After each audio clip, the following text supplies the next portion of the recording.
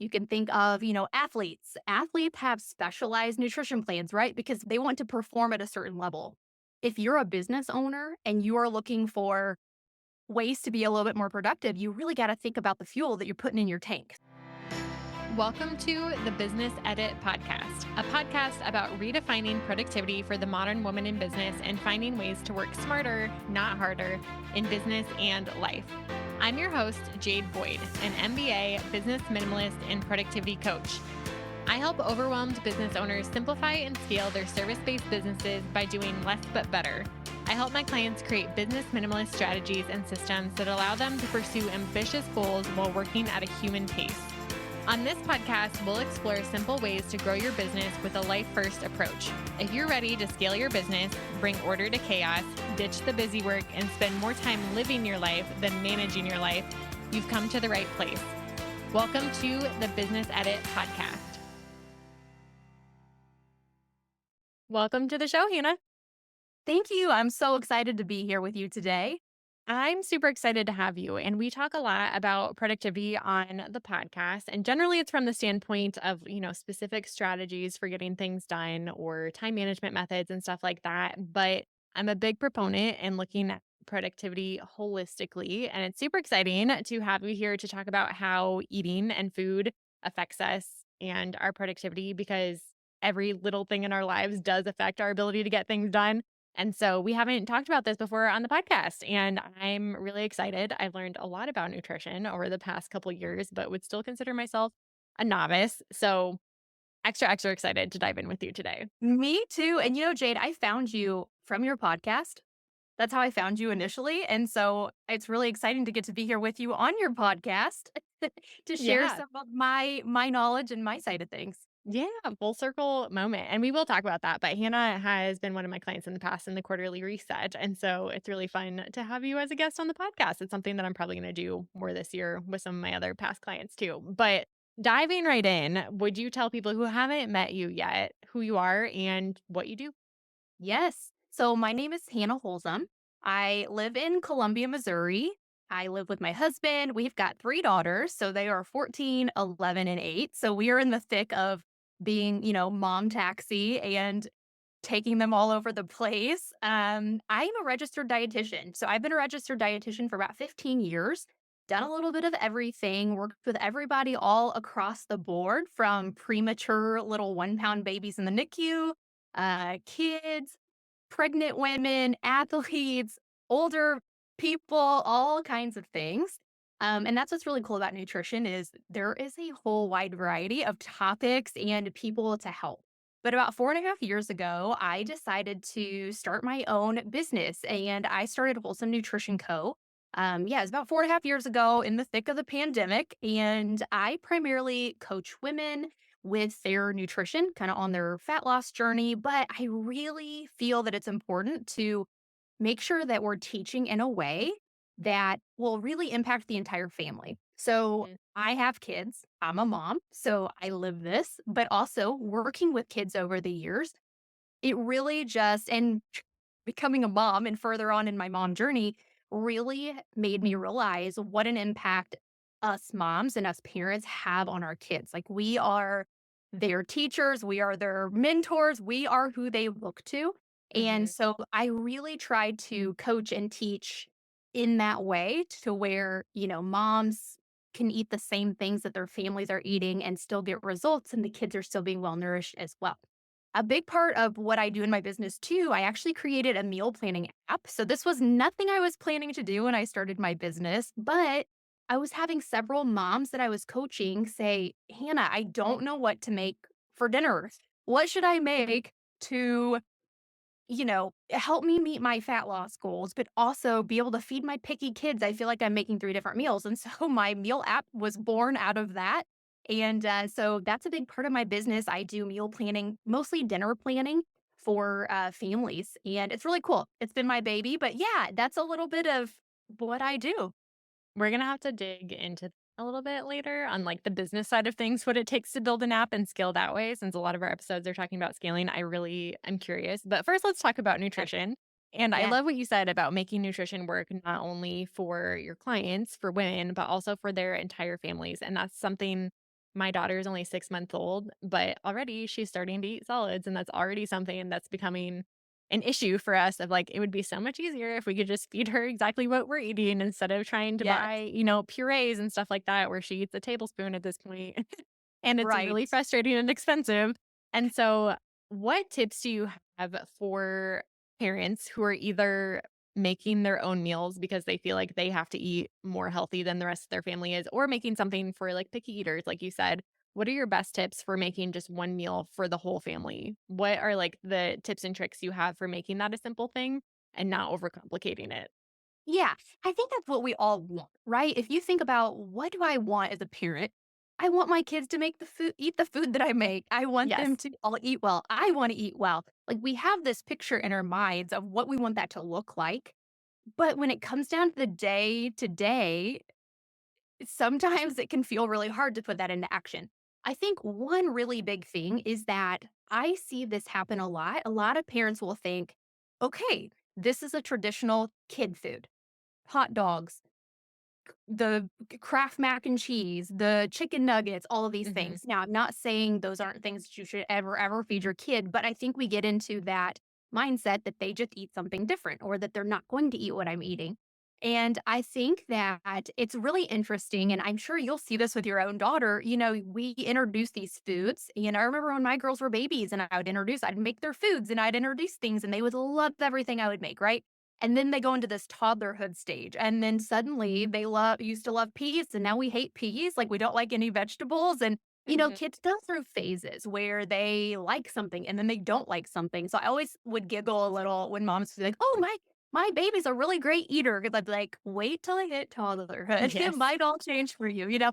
So, I think the key is that we really need to continue to reintroduce foods. And this goes for adults too. If you're an adult listening and you don't have kids, this goes for you too. If you find that you're a picky eater, we really need to be reintroducing food constantly. So the kids really need to know that when you cook a meal, this is what we're having and you can pick. So one thing I like to do is if I am making something that I think maybe my kids won't eat. So maybe it's something like I love buffalo sauce. I like a little spice on my food, but I know one of my kids will eat it, but the other two don't.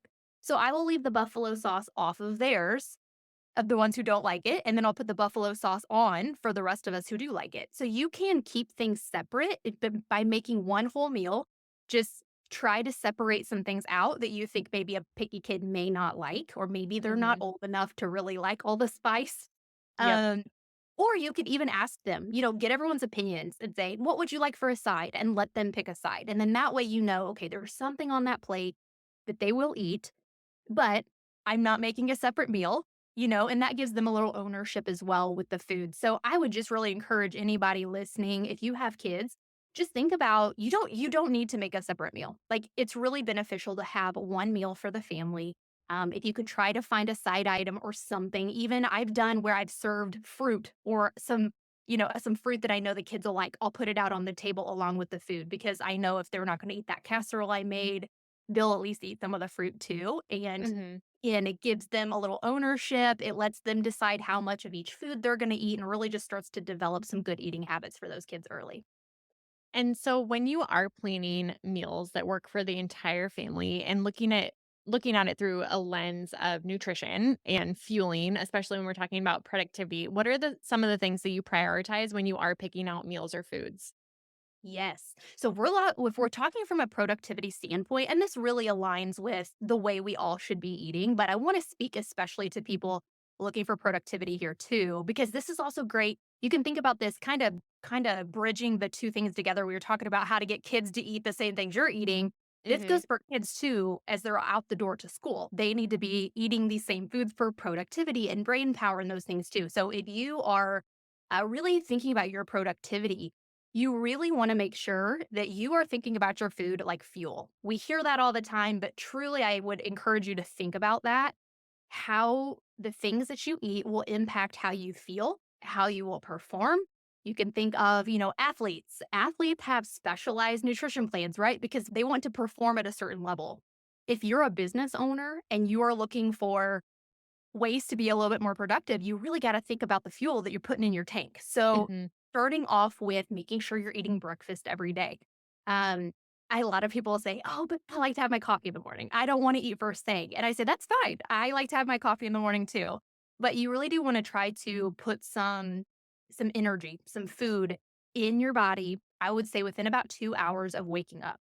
You just wanna make sure that you've got some good protein going in, so this could be anything from maybe it's Greek yogurt, you could do scrambled eggs, you can do, like a Canadian bacon or some sort of meat if you'd like to.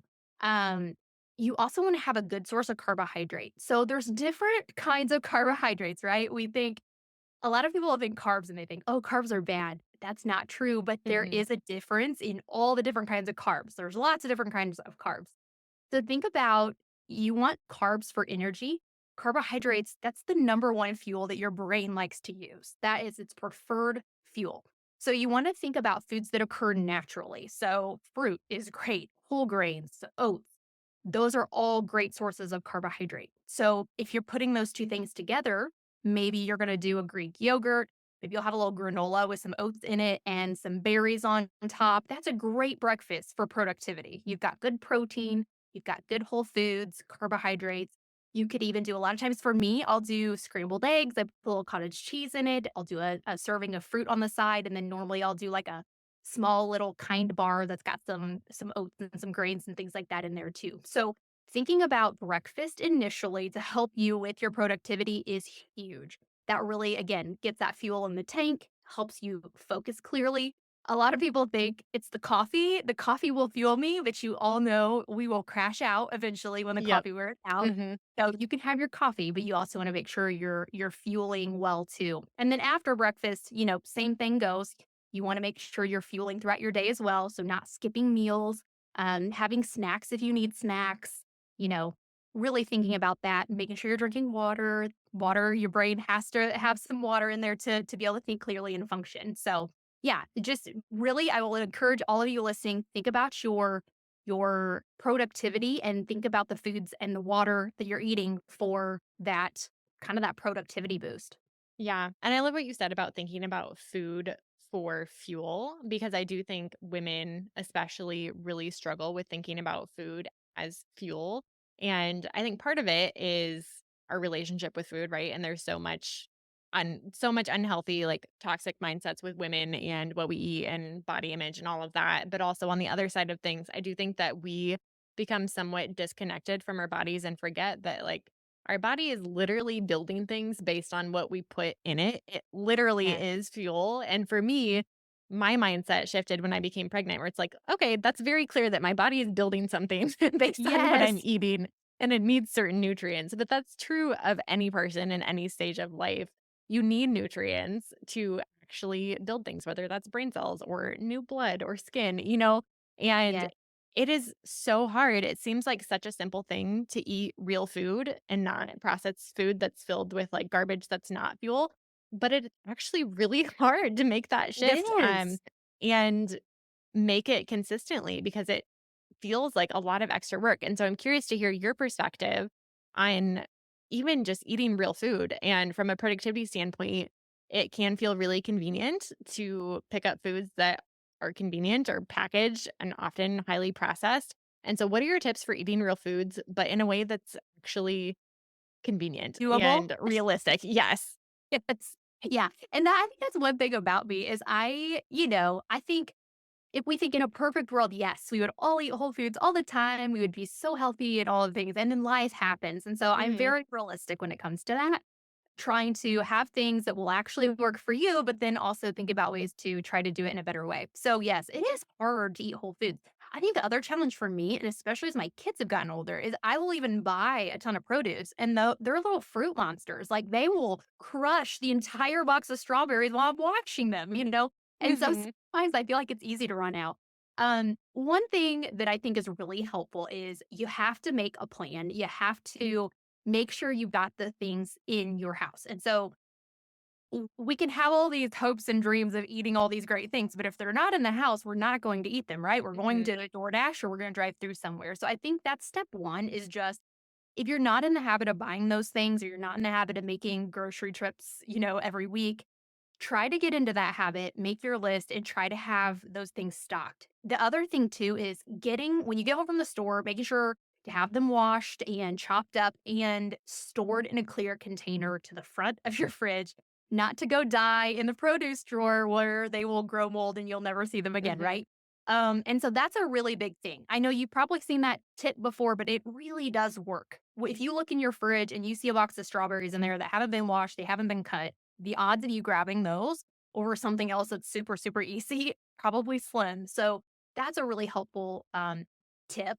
I would say the other thing too is just think about anywhere in your diet where maybe you use more processed things and how could you change that a little bit? So Mhm. maybe that's getting chicken breast and cooking all the chicken breast up rather than using canned chicken. Or maybe that's, grabbing some fresh produce and having that as part of your snack rather than just eating, a bag of potato chips or something like that. Mhm. Um, and then one other tool that I find really helpful is a lot of times I think we think about making a grocery trip once a week. A lot of people shop that way. They do one weekly grocery trip.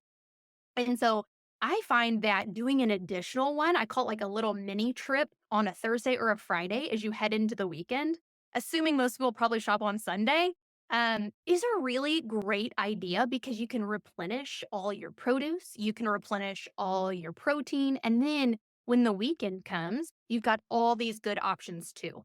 And it really does make a difference because I think a lot of times we hit the weekend and there's nothing left in our house, and then we start eating junk over the weekend, Yep. and yeah, maybe we're not working those days, so we're thinking, "Okay, well, we're not working, we don't need that productivity," but it pours into Monday, right? Like, we get to Monday and we put all this junk in our bodies, and so, trying to make an extra grocery trip can be really helpful too. So just think about areas of your life maybe where you have more processed things and just pick one meal to focus on.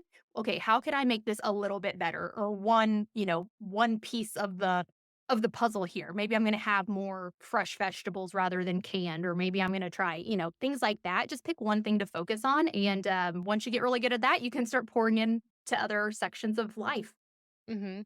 I love the tip of going twice a week because I feel like even when I do try to do grocery shopping once a week, there's always something that, like, doesn't get delivered. We do grocery delivery, so there's always, like, that Yes, one thing that you have to go to the store for anyway, or then you get invited somewhere where you have to bring a side, things totally. change, and you have to go back to the grocery store anyway, but to pre-plan to go twice a week or to order groceries twice a week, especially for fresh produce, like you mentioned, super smart, and I'm curious, what is your weekly meal planning rhythm for, like, your own family, obviously, because you Yeah. have 3 kids to feed, but also you're planning meals in your app for many, many women. So I'm curious, what is, like, the cadence or routine that you fall into to make that a simple process and not feel like you're constantly thinking about what you need to buy at the grocery store?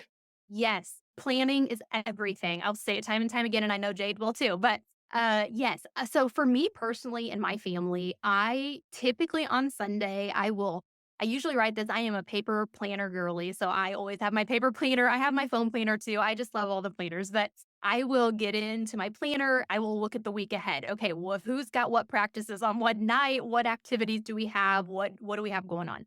And then I will pick what are we gonna have each night for dinner? I always start with the dinners because I feel like that's the big one, right? So I Mhm. start with that.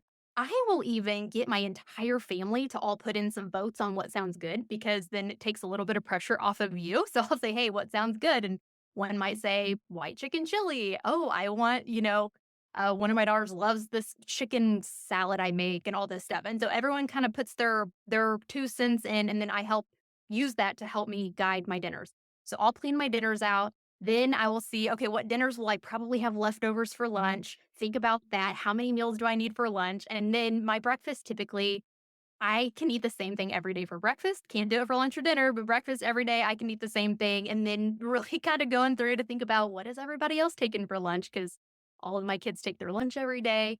And so that's really Mhm. what I do. I do that on Sundays. Now, I will say sometimes I might only plan out through Wednesday because as my kids get older, the weekends get a little harder. They have their own social lives now, so they'll go do things. And so sometimes maybe I'll just plan through Wednesday or Thursday. And then on Thursday, I'll plan out the rest of the week or the weekend. So that's another tip too. If meal planning overwhelms you, break it down. Just do a couple days at a time and start there, but set a reminder to yourself that you got to plan for the Mhm. rest of the week if you do it Yes. that way.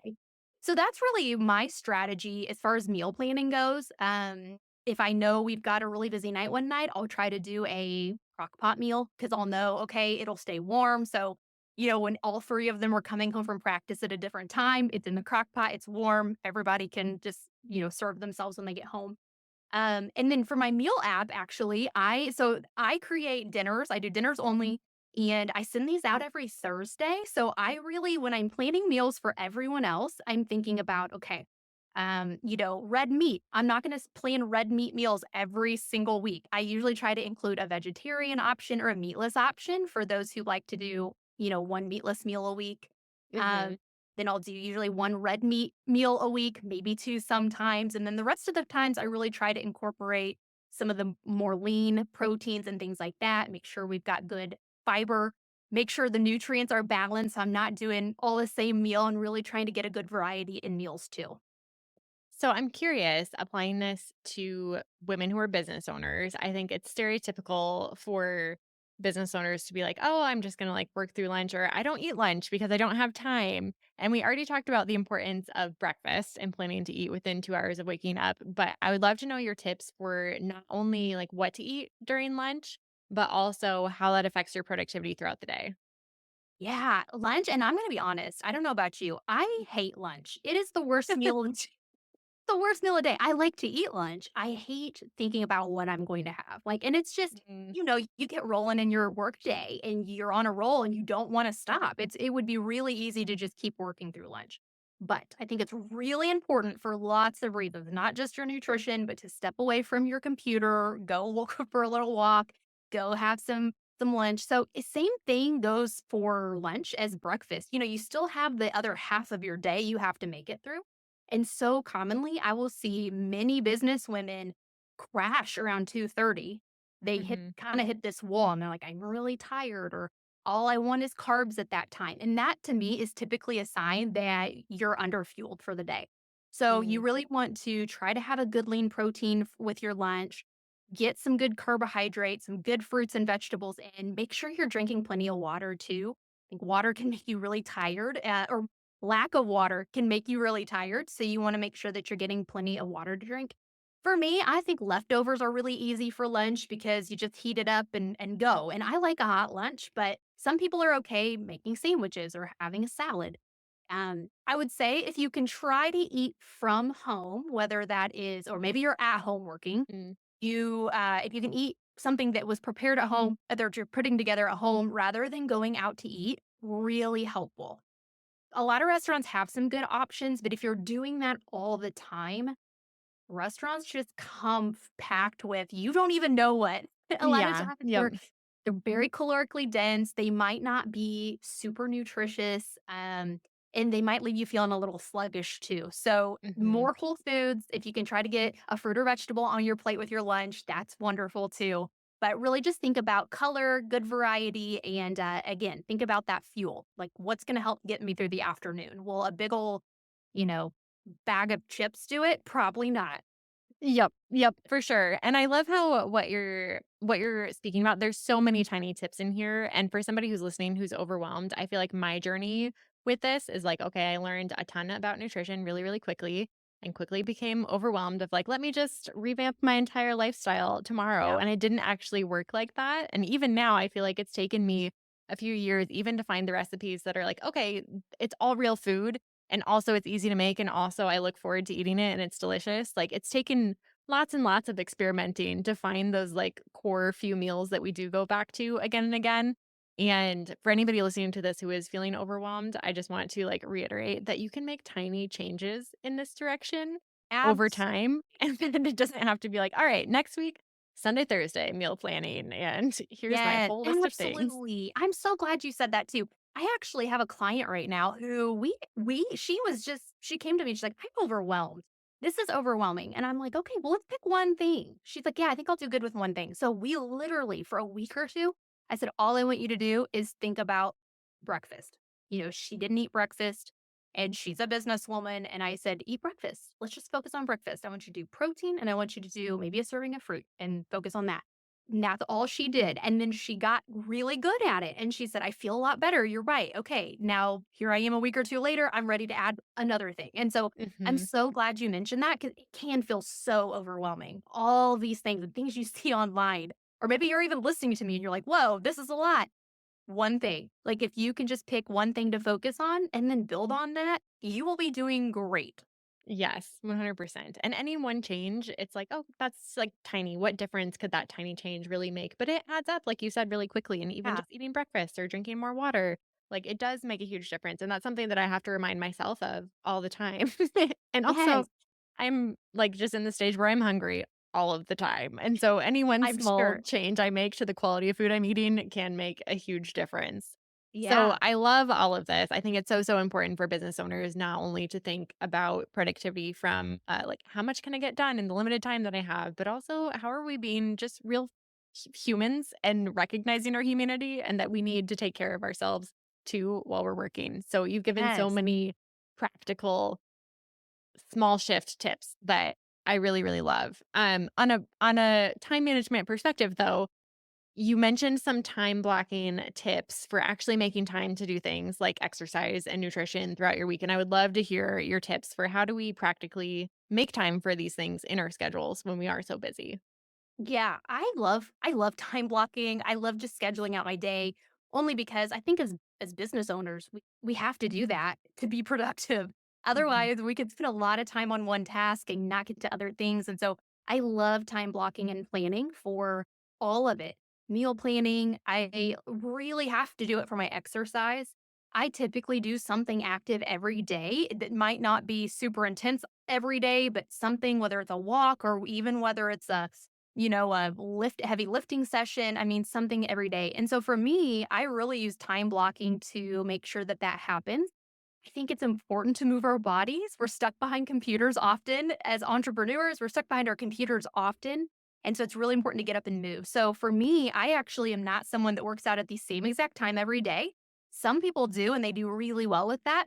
I actually like to just look at my schedule because sometimes I might have client calls at certain times and the next week I might not. And so I like to just look at my schedule from week to week and then I will write in there Mhm. exercise, and I'll put in and I usually even will sometimes I'll say what I'm gonna do or what I'm Yep. planning to do. But and you can always just remember you could always shift that if you need to. If you get to that day and you're like, oh shoot, I forgot about this, you can shift it to a different time. But I think time blocking, not only for your business, but for your health, whether it's meal planning, exercising, that has helped me a ton to be able to Mhm. get it all done. And it's not beautiful. I've had nights where I'm going on walks after dinner because it didn't happen. So remember, we're not perfect, right? We're just working on getting a little bit better. But I do think that time blocking, writing it out, it really does make a big difference. Yeah, and there's a lot of research behind actually setting a time and a date to do something. If it's a habit you do every day, like exercising, or if it's a habit you do every week, like meal planning, but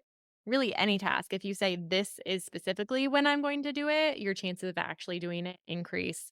I can't remember. It's by a Yeah, lot, but there's I so much believe science that. behind that. So the weekly planning process, not only with meal planning, but on when you're going to make the meals and when you're going Yeah. to show up and work out, or even blocking time for lunch to make sure you're reminding yourself, hey, I'm going to eat today. So, Yes. so helpful. Yeah, totally. It really will make a huge difference in your life. I could guarantee it. Yes.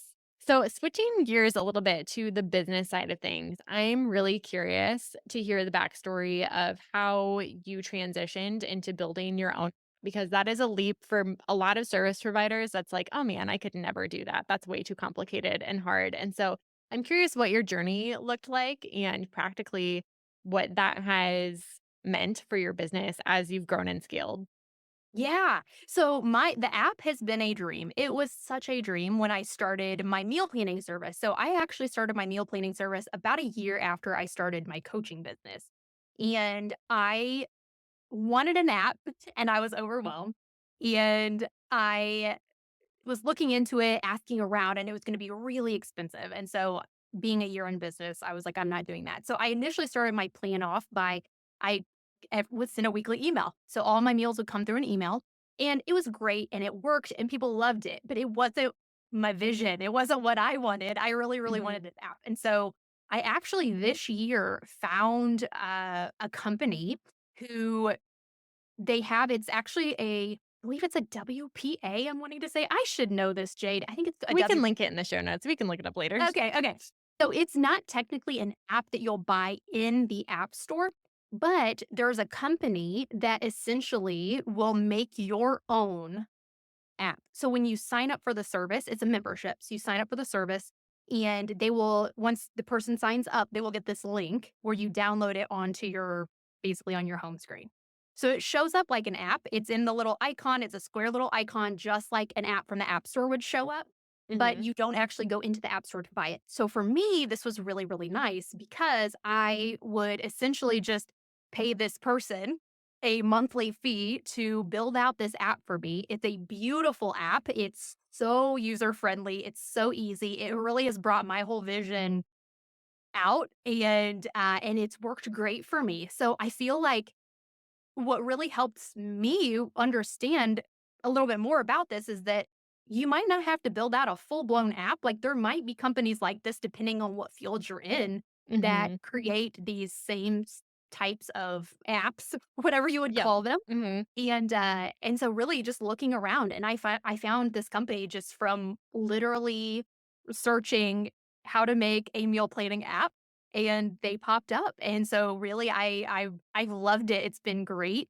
and just really looking to continue to build it out because all my customers have really liked the change from the email system to the app system. Yeah. Have you felt like it's made a big difference in your client experience or in Yeah. like your ability to price your membership too? Yes, so definitely I increased the price for sure because it's just so much more robust. So the cool thing about this app for me is I can very, very easily upload meals. So all of the recipes are in there. You can search them. If you have, so let's say you have a plethora of some quinoa and you want to use up your quinoa, you can type quinoa in the search bar. It will pull up every recipe that I have with quinoa.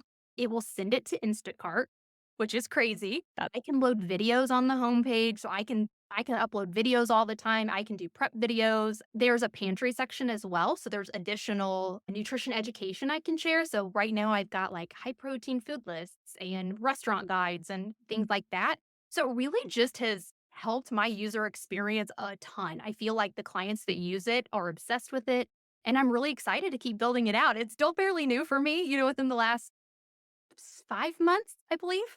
And so I'm still, yeah, still just loading stuff out, but I've got, over 200 recipes in there and looking to keep expanding it and trying to shift it to you can do like gluten-free recipes or vegetarian recipes, which is really cool too for Mhm. clients who maybe have those dietary restrictions. Yeah, that's super exciting, and I love what you said about having that idea initially, but starting small, and what you could do Yeah. was send an email, and so that's how you started and Yeah. how you built it from there when you did find the right opportunity to open it up, and I think a lot of business owners think and this goes for nutrition too. We think about this for everything. It's like all or nothing, right? Either I'm going Yeah. to build this perfect offer with the perfect app or I can't do it instead of just starting with what you can do or Oh, shifting your meal planning system a little bit to be a little bit more organized and forward thinking. And so it's really helpful. I will definitely link that because I'm sure a lot of other business owners are thinking along the same lines of like, man, I yeah. wish I had my own custom app, but it's crazy expensive to hire a software Yeah. developer. And even It me, my is. husband is a software developer, and it's still building an app is very, very complicated. It takes a lot of Yes. thought to Yeah. actually think through all the functionality and what you want it to look like. Yeah, and I think for me too, I like what you said about just doing it because I remember when I started the email service, I'm like, this isn't exactly what I wanted. But Mhm. a lot of people didn't really care. Like they were just excited to get the recipes. It helped build up the community and it really was good. I learned so much from it. And so Mhm. honestly, I wouldn't change the experience. I wouldn't change the fact that I did it by email for almost 3 years, pretty Yeah. much 3 years by email. I wouldn't change it because I learned so much from it. Yes. And I'm sure I'll learn a lot from the app. And honestly, there's pros and cons of both. The Mhm. email system's way cheaper than the app system, but the app system's really cool because I feel like I can really scale that because it's super valuable. Yeah. Yeah. Totally. Well, thanks for sharing that. And I also wanted to ask you one last question before we hop off. Cause like I mentioned, you were a client in the quarterly reset and you recently Yes. discovered me through the podcast, which I didn't know, but we worked together last year. And I would love to hear how the quarterly reset process has impacted your business since we work together. Like you said, you're a Yes. planner girly, and I feel like a lot of people who work with me end up being people who love planning. And so Oh, to join a yes. planning-esque offer, I'm curious to hear how that's affected your business since. I loved the quarterly reset so much. Like, I'm not just saying this because I'm on the podcast. It really was so beneficial for me. And I have access to all the things we talked about. And still, I'm like, I'm probably going to do it. I'll probably do it again. I'd love to do it again with you. No, it was super helpful for me because, I'm a dietitian. I went to school to become a dietitian. I had to really learn a lot on the business side of things, but there's like, you kind of think of entrepreneurship in these different buckets. It's like, okay, the knowledge of what you actually need to coach and help the people that you're helping. I'm like, yeah, Mhm. check, done. I'm great on that. Business side, trying to run a business and do it efficiently and have a good plan, that the quarterly reset helped me a ton. I think just breaking everything down and thinking about it in quarters, I love doing it that way. I feel like it can be really overwhelming to think in a full year at a time. It can be really overwhelming to think that because you might have some shifts in your business over the course of the year. But to think about it in quarters, it's really helpful. And so when we, each day we would go through and we would break it down a little bit and think about what's coming up and really just helped with my planning process. It really helped me think more too about my net income. What am I actually bringing in? Like, yeah, gross income's cool, but we also need to look at how we're running the business. And so for me, it was just huge. I feel like it helped give me clarity. I think, you talked about having a CEO day. We talked about that a little bit within the quarterly reset and having a CEO day every month. Ever since I did the quarterly reset last March, I do a CEO day every single month. I use all the same Yes, gold strategies. star. I do. I'm telling you, I've got a tab. Like you are in my bookmark spot. Like my CEO day, and what is that called? The metric system that you made as well, like the The financial sheets. metrics spreadsheet? Yes. Oh my gosh. I use that. I adjusted my taxes. It helped me a ton. I mean, saved hours of time Good. by using that. I'm not kidding. Like, I'm such a huge fan. I need to be a walking billboard for you because I really, Well, really now like you are. yeah, now I am. So listen, if you're listening, you really should check it out. It really made a big difference. And I'm sorry, I'm reeling, but I've done, different business coaching and things along the way. And this really, like, if you really want to get your business very organized and you want to run it like a business, the quarterly reset, I feel like no brainer for me. It's so funny hearing your feedback because I think originally when I started, like crafting the quarterly reset and even crafting the business edit, my assumption was like, I'm going to help the business owners who are not organized get organized. And what I've discovered along the way, like I said, I'm attracting the planner girlies, the people who are already really good at planning, but don't know how to apply that skill set to business where it does look so different and it is grounded in knowing the strategies and knowing the numbers. Yeah. It is a different skill set, even if you're really, really great at planning. And so Yes. it's funny to hear that reiterated by you, but also has been so fun to connect with more business owners like you who aren't ready or not, able to do something like the business edit or it's not the right fit for them. To be able to work with business owners like you in a shorter time frame has been super, super fun. And I think about you anytime we eat pizza, actually, because I think it was when on one of your podcast episodes you talked about serving cottage cheese for protein with pizza. Yes. And I think about you every single time I eat pizza now. And so I for love it. those who are interested in learning more from you and kind of getting in your space, where's the best place to find you online? So I hang out on Instagram a lot. That's an easy place to catch me. So I'm at Wholesome Nutrition Co. on Instagram. You can also go to my website, wholesomenutritionco.com. You'll find all the info there that you need if you're looking for nutrition coaching or my meal app. Or I have a podcast as well if you want to listen in on my podcast. There's also some good freebies, a blog, and all the things. So yeah, you could find me on my website as well. One last thing too, I would love to give a discount to any of your listeners if they want to try the meal app. Give them a discount for $10 off their first month if they want to try it too. So maybe you can link that for me. But yeah, and feel free to message me. I love hearing from people. Well, thank you so much, Hannah. Again, we will have all those things linked in the show notes and really do go follow Hannah. You are a joy to follow and obviously just such a great person. And it's been so fun to catch up with you. Yeah, you too. Thank you so much for listening to this episode of the Business Edit podcast. If you enjoyed today's episode, I'd be so grateful if you take a screenshot and share it on Instagram, tagging me at jadeboyd.co. I'm on a mission to empower a new generation of women to become the types of wives, moms, and business owners that they've always wanted to be. Because empowered women change their families and communities for the better, and this is how we'll change the world. Sharing your takeaways from this episode on Instagram will help more women in business discover helpful episodes and level up in life and business each week. Don't forget to check out the show notes for the tools and resources mentioned in today's episode, because good ideas don't grow businesses. Action does. I'll see you next time on the Business Edit podcast.